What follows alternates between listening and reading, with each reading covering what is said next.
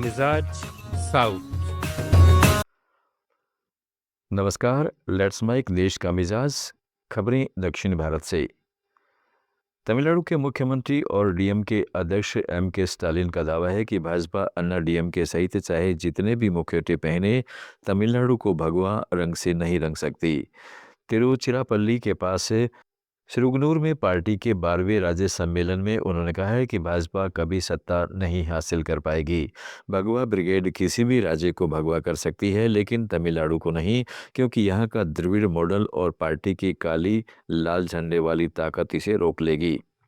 उन्होंने विधानसभा चुनाव को तमिलनाडु और एनडीए के बीच की लड़ाई करार दिया। सम्मेलन के बाद बड़ी तादाद में कार्यकर्ता मौजूद रहे। लेट्स माइक देश का मिजाज साउथ।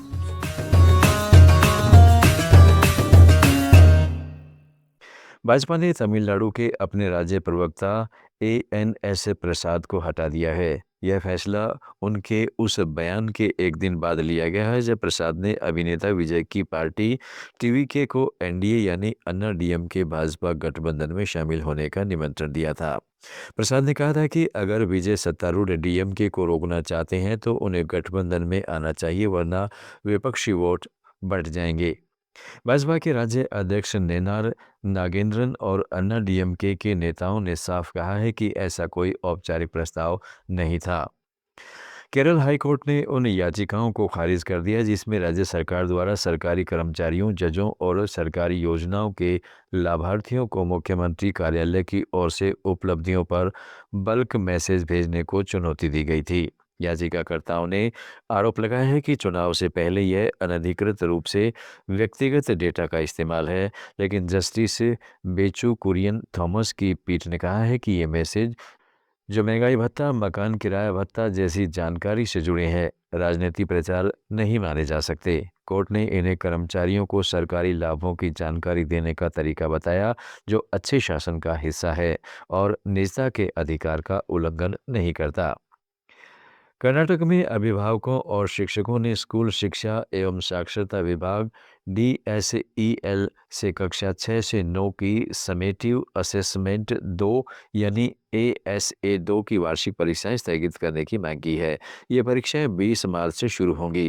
दरअसल उगादी और ईद उल फित्र जैसे त्योहारों के कारण लगातार छुट्टियां पड़ेंगी।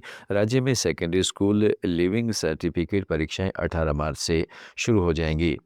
19 मार्च को उगादी की छुट्टी है, 20 मार्च को वर्षा तोदकू, 21 मार्च को ईद और 22 मार्च को रविवार। अभिभावकों का कहना है कि लगातार छुट्टियों से छात्रों की पढ़ाई और परीक्षा की तैयारी प्रभावी हो रही है, इसलिए परीक्षाओं को बाद की तारीख पर शिफ्ट किया जाए।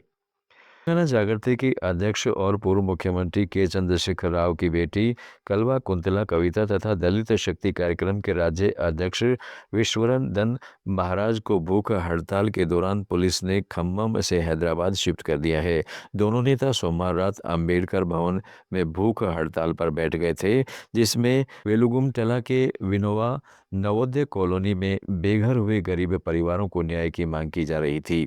इसी फरवरी में भूदान भूमि पर बने इस घरों को तोड़ा गया था, जिससे सैकड़ों परिवार प्रभावित हुए और वे अस्थायी शेल्टर में रह रहे हैं। पुलिस सुबह अचानक उन्हें हैदराबाद ले आई। कविता ने साफ कहा है कि जब तक प्रभावितों के लिए उसी जगह पर घर नहीं बनाए जाते, तेलंगाना जागृति कार्यालय में उनकी भूख हड़ताल जारी रहेगी। आंध्र प्रदेश में पूर्व तट रेलवे के वोल्टेर मंडल ने अंतर्राष्ट्रीय महिला दिवस समारोह का समापन खास अंदाज से किया। गुंटूर रायगढ़ एक्सप्रेस को विशाखापट्टनम से रायगढ़ तक पूरी तरह महिला कर्मचारियों की टीम ने संचालित किया। इसमें loco pilot, assistant loco pilot, train manager और अन्य स्टाफ शामिल था। विशाखापट्टनम रेलवे स्टेशन पर सभी परिचालन कर्मचारी भी महिलाएं थीं। यह कदम रेलवे में महिलाओं की बढ़ती भूमिका और उनके सशक्तिकरण को बढ़ावा देने के लिए उठाया गया। इस मंडल में 1600 से अधिक महिला कर्मचारी विभिन्न विभागों में काम कर रही हैं। देश का मिजाज में फिलहाल इतना ही। जुड़े रहिएगा लेट्स माइक के साथ। आप सुन रहे थे let's mic more than radio. Follow कीजिए हमें हमारे सोशल मीडिया प्लेटफॉर्म्स पर। It's time for news. It's time for more than radio. Presenting